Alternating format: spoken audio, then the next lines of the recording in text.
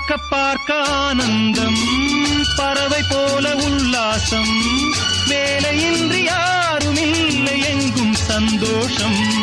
வெறும் பேச்சு வெட்டி கூட்டம் ஏதுமில்லை இந்த ஊரில். கள்ளம் கபடம் வஞ்சகமின்றி கண்ணியமாக ஒற்றுமை உணர்வுடன் வாழும் சிங்கப்பூர். அக்கரை சீமை அழகினிலே மனமாட கண்டேனே, புதுமையிலே மயங்குகிறேன்.